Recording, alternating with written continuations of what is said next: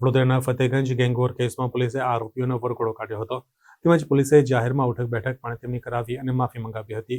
વડોદરા શહેરના ફતેગંજ વિસ્તારમાં થયેલ ગેંગવોર મામલે ફતેગંજ પોલીસે કુલ 12 આરોપીઓ સામે એફઆઈઆર નોંધી છે, જેમાંથી 6ની ધરપકડ કરવામાં આવી છે।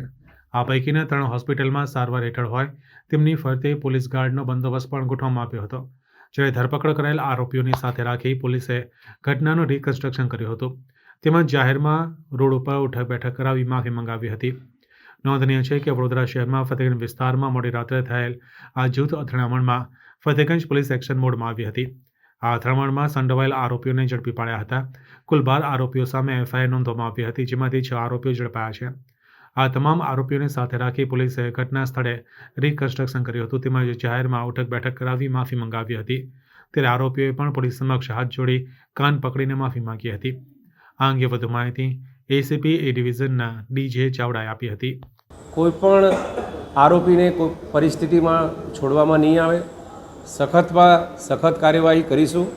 એમનો ભૂતકાળ આપણે તપાસી રહેલા છે। એમાં માત્ર એક જ આરોપી એવું છે કે જેના વિરુદ્ધમાં અગાઉ ગુના રજીસ્ટર થયેલા છે।